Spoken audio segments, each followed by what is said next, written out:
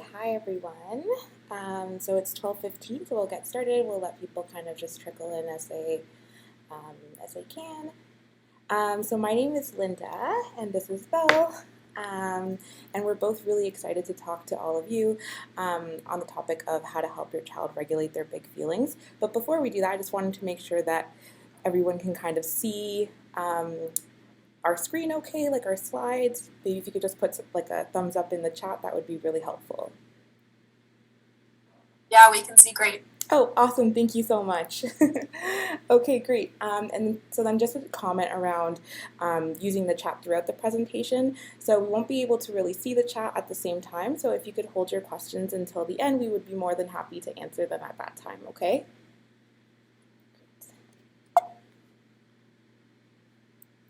Okay, so who are we? So we're both graduate students from the University of Guelph, and we're in the clinical child and adolescent psychology program, and we're both completing a practicum right now at the Waterloo District School Board. And so my research interests or focus are on children's development of social and emotional skills and the role that those skills kind of play in their mental health and their relationships. And Belle can tell you a little bit about her work. And my research focus is on child and adolescent injury risk prevention and reduction. So that includes both physical injuries as well as social emotional injuries as well. Okay. So just to give you a broad overview of what we're going to talk about today. So first we'll talk about kind of how to build children's awareness and understanding on like the nature and the typical course that emotional experiences kind of have. Then Belle's going to talk about children's emotion regulation toolbox, so how to build that, what is that, and specifically some tools that we could be adding to kids' toolboxes. And then I'll talk a little bit about how to use those strategies in real life. So how do we actually implement those emotion regulation strategies in a flexible way to fit the situation? So what do we mean by big feelings? I'm sure lots of people kind of have like an image or a picture that comes to mind when you think about this, whether that be of your own child or ourselves kind of experiencing that. So when we're talking about big feelings, we're kind of talking about times when things feel like so overwhelming. So the intensity of that emotion is really, really big and it's hard to handle. And so we'll talk about ways to handle that today. But first, we thought it would be good to talk about why we experience emotions. So emotions are kind of like a universal human language, so people all across the world experience emotions like happiness, sadness, and anger. And these are, as much as sometimes we think that, like when we think big emotions, we're thinking that they might be problematic or there's something that we need to fix. And while that might be true when they're experienced really strongly, emotions actually have a fundamentally adaptive function. So they send messages to our bodies to help us figure out what's going on in the world around us, right? So for example, if I'm feeling really happy, that's probably telling me that things are going well and I should probably keep doing what I'm doing. But when I'm feeling sad, my body might be starting to get ready to like fight, freeze, or run away from a dangerous situation or what I perceive to be dangerous. So emotions are a way that our body speaks up. And they also help us communicate with others and better understand them.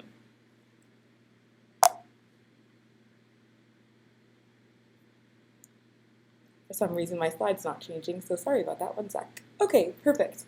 Now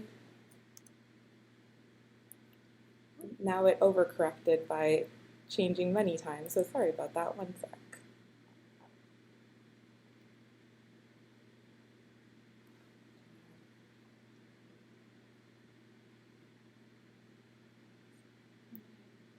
Oh, there we go.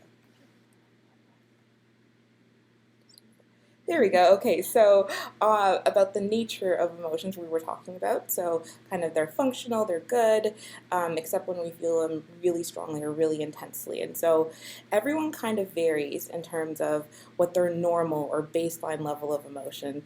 I know, like, for example, myself, I feel emotions really, really intensely. And so, if I look at this feelings thermometer, my baseline level of emotion is probably somewhere around that, like, yellow, orangey kind of range.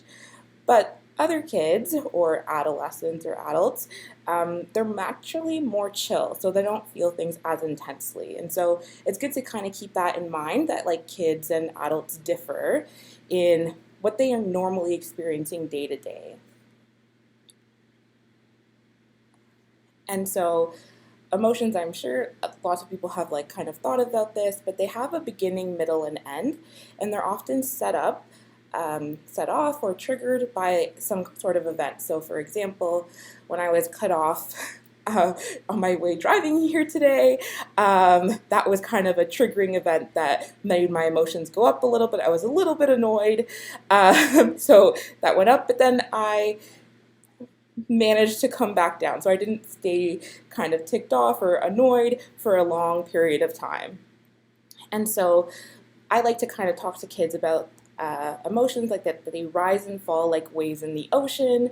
They build up, reach kind of like a peak, and then they slowly fade away. And I think a lot of kids sometimes think that they're going to feel a certain way forever and that it's never going to get better. And so kind of building that understanding that emotions build and then they fade away can be really helpful. But sometimes, especially when we're feeling really big feelings, it can make it harder to come down from that emotion, right? So, for example, my sister was feeling really upset because she had a group project and she slept in, and so she didn't participate in that group project, and so she felt like she let everyone down and failed the exam. So that was a really big triggering event, especially for comparing that to me being annoyed about someone cutting me off. It took her a bit longer to kind of come down from that big feeling she was having, and so that's where building our emotion regulation toolbox or emotion regulation comes in. And then, so what is emotional regulation? So, stemming from what Linda has just provided a good base for, it is our ability to effectively manage and respond to an emotional experience. So, for example, getting cut off in traffic.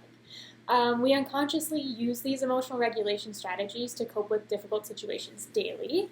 And we use a variety of these strategies and apply them to different situations to adapt to the demands of our environment. So, for example, Linda could have been cut off in traffic and then also, as a result, been late to a meeting, and then that would be two kind of different things that she'd have to apply these strategies to. So they can help us diffuse the strong emotions and allow us to understand what led to the emotional experience. So over time, we develop and refine our own emotional regulation toolboxes, and as our life experiences allow us to learn what works best for us. So sometimes these strategies are healthy, so like exercise, meditation, journaling, that sort of thing. And sometimes they can be not as healthy. So, for example, physical and verbal outbursts, which can be kind of a knee-jerk reaction, risk-seeking behavior, or even self-injurious behavior. And what we have available in our toolboxes relies on our accumulated experience, as well as our circumstantial and social and mental resources, which again can vary from person to person and from person to person, day to day as well. And as you might imagine, children and adolescents haven't really had ample time to develop the resources they need to regulate their emotions in healthy ways. So this is where parents and other important adults come in to support them in learning how to regulate our own emotions, their own emotions, and to build their emotional regulation toolboxes. So we're going to cover three kind of tools today. So we have cognitive reappraisal, which would be changing the way we look at our emotions or an experience. We have distraction, which is kind of removing ourselves from the situation or the emotion, and then tolerance and acceptance, which is a little bit more self-explanatory. So we will start with cognitive reappraisal. So this would be a behavioral strategy used to manage emotions by changing the way we interpret a situation.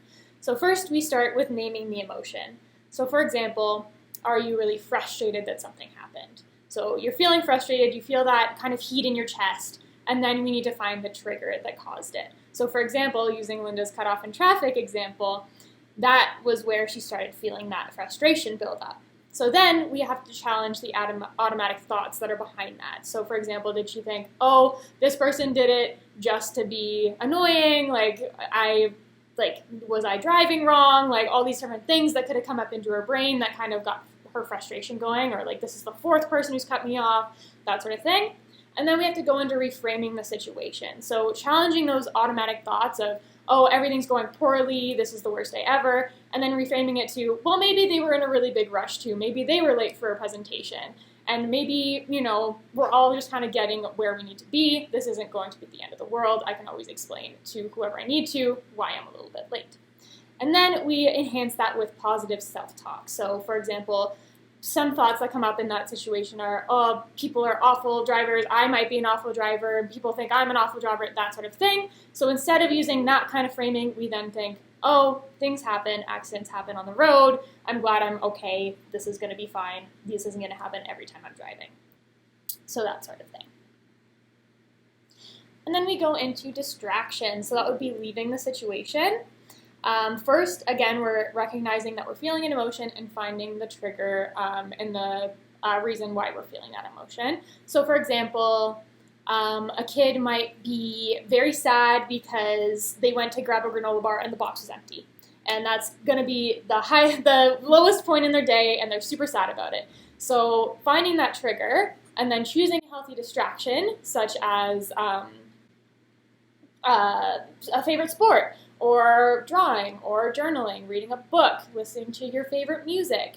That sort of thing can help kind of distract from what happened, finding an empty granola bar box, and kind of re-regulating where their emotional state is. So instead of feeling super sad and just dwelling in that moment, we change where we are, the circumstance, the activity, and then we can change the emotion. And then the third step here, which is not often able to be done, but in building our emotional regulation toolbox, we can start to plan ahead using these skills. So for example, if you know you have a stressful presentation coming up, or one of your children knows that they have a really stressful assignment coming up in class, then we can plan ahead and kind of figure out, okay, well, could I bring an iPod to class and like listen to music before or after the presentation? Could I read my favorite magazine or my favorite book before or after? Or is there a chance for me to play my favorite sport in the afternoon to kind of recover from all of that anxiety that I'm going to feel? So that would be in the case where you can predict which situation you're going to be in and what your typical response to that situation is. And then we get into distress tolerance and acceptance. So this would be recognizing the big feeling, acknowledging and accepting that big feeling without judgment, and then using distress tolerance skills to recover from that. So this is not trying to force the emotion away, not trying to change the emotion, not labeling it as a bad emotion, anything like that. It's accepting the emotion, giving it space to sit inside of you, and using skills to bring yourself to a calmer state. And then for some examples of some distress tolerance tools, we have let it be, let it go, and find fun. So let it be is acknowledging the big feeling, allowing the big feeling to have space without judgment, as we mentioned, and then accepting the big feeling without trying to change or suppress it. So the way we like to explain it to children might be, imagine in your mind that your mind is a big treasure chest, and inside of it are all sorts of these thoughts and feelings like shiny jewels. Some of these jewels are really happy and make us feel good, while others might be sad or even scary. When we use the let it be model, where it's like we're opening that treasure chest and we're looking through all the jewels without trying to change them. We can say, it's okay to have all of these thoughts and feelings. They're just a part of me. So if you're feeling worried or upset about something, instead of pushing those feelings away and trying to make them disappear under all of these other sort of jewels and emotions and feelings, they can just be there and like just know that they have the space there and it's okay for them to be in there. So it's okay to feel that way. Another way we can describe this is it's just like clouds passing in the sky, feelings come and go. They'll pass in front of the sun sometimes, but they'll always leave the sun eventually. Next, we have let it go. So this would be acknowledging the big feeling, not fighting the big feeling, as that will give it more power, and releasing the big feeling to allow it to float away like a balloon. So in this case, if you were to describe it for a child, it would be imagining that you have a balloon tied to your wrist. So this balloon represents all of the things that bother you or that make you feel upset. When we use the let it go model, it's like you're holding onto that balloon tightly, trying to stop it from flying away. But the more you hold on, the more tired and frustrated that we feel that we have to hold on to this big emotion and that it's flying away and it's so heavy for us to carry. So instead of holding onto that balloon super tight, we can watch it gently let it go and gently watch it float away into the sky, saying, I don't need to hold these upsetting thoughts and feelings, I can let them go. So just like the balloon floating away, when we're letting go, we're not trying to control or change our thoughts and feelings, we're trying to let go of that control so we can feel lighter and freer. And then we can focus on doing things that make us happy and being kind to ourselves and others. So that positive self-talk or finding fun, which is our next tool here. So this would be acknowledging the big feeling and then finding an activity that makes you feel calm or happy. So again, this kind of loops back into the distraction piece. So for example, you could be removing yourself and finding a favorite show or a song or a sport. You could also try guided meditation or breathing or exercise or even a walk outside now that the weather's getting nicer out there. So that's kind of where the let it be, let it go, and find fun fit into your toolbox. Okay, so thanks, Val. And I think something that we often hear from parents is like that their kids already have a lot of tools in their toolkit, and what they find is that when they're like, oh, like why don't you just try to calm down or like relax or go do something fun, they're often kind of met with like that it doesn't work or I don't want to calm down, and those kinds of things. And I think that's where this idea of the thinking threshold kind of comes in, and being able to be strategic about how we use our toolkit when we're feeling really intensely. So I'm going to present two kind of scenarios. One is about Melissa and one is about Daryl, who have learned all about emotion regulation tools, specifically the ones that we talked about, and are having kind of a hard time using these tools in their real life, especially when they're upset. So here's Melissa. She's a really sweet, fun person who struggles with her temper. Sometimes she gets really mad, and that happens really quickly, and she ends up saying things and doing stuff that she regrets later. And that's something common that we hear with kids, that when they're feeling really frustrated, that like they do something and then later they realize like, oh, I wish I didn't do that. And so when she's in the heat of the moment, Melissa, like a lot of kids, has trouble keeping up with her brain. And here's Daryl. He's a pretty rad dude. He really wants to make friends, but his anxiety gets in the way sometimes. So when he's around new people, his mind starts racing and he feels super nervous, and his brain kind of goes into panic mode. So now I'll just give you guys kind of like a few seconds, like 10 seconds, to think about what do you think Melissa and Daryl kind of have in common? And if you have any ideas, you can feel free to put them in the chat.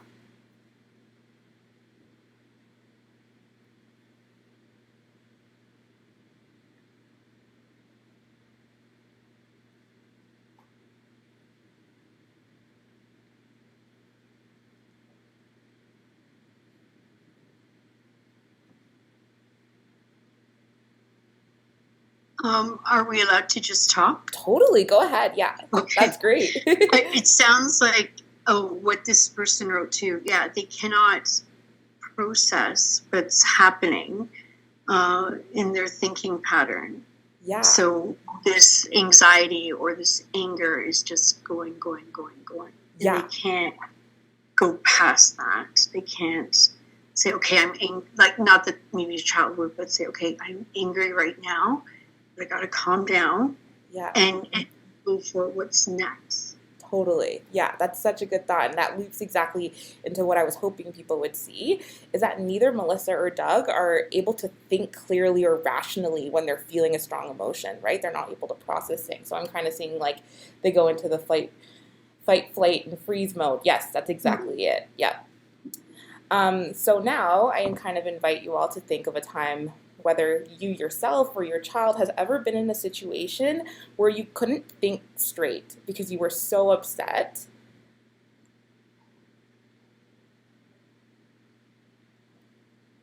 Right, and so for me, I have definitely experienced that before, and it's kind of like I've hit like a roadblock in my brain, or like I have like these blinders on and I'm only seeing like red, or have like a very narrow focus.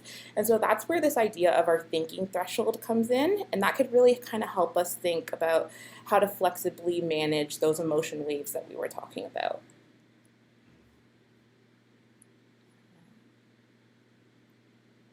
Okay. Do you call that something clinically when someone can't move past that anger in an acceptable amount of time, like adult or pediatric or a child? Yeah, like it can't.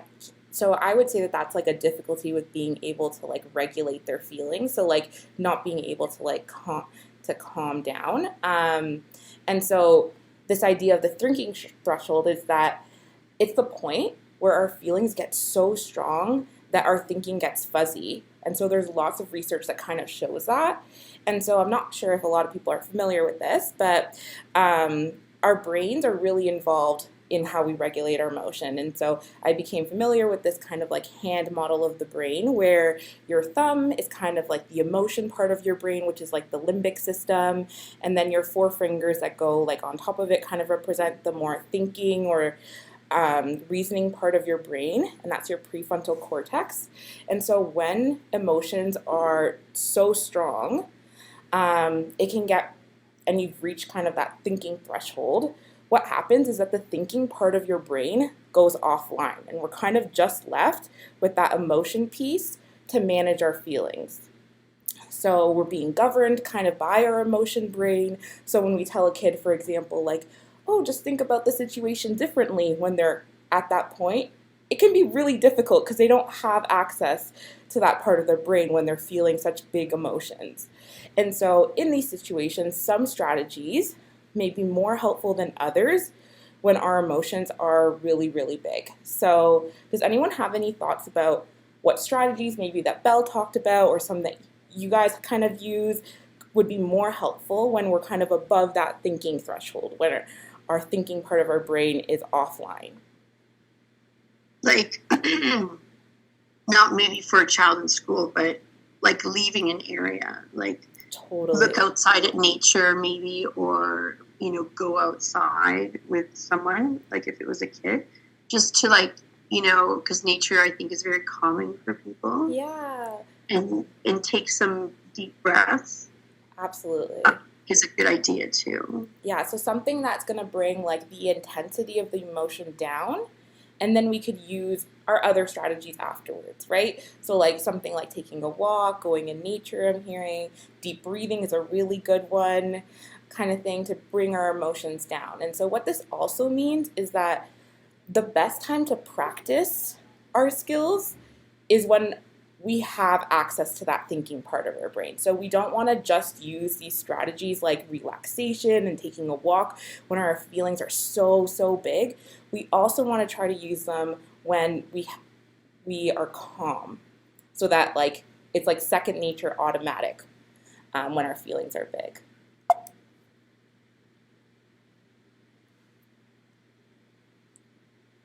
Okay, so to kind of answer the question of like how do we help our children regulate their big feelings, so some of the things that we talked about today were to help children understand that feelings, even the big ones, are useful and tell us about our surroundings, that they rise and fall like waves, so they don't last forever. We can help them build their emotion regulation toolbox, so fill them with lots of different strategies that can be healthy. And so again, to practice those when we're feeling calm.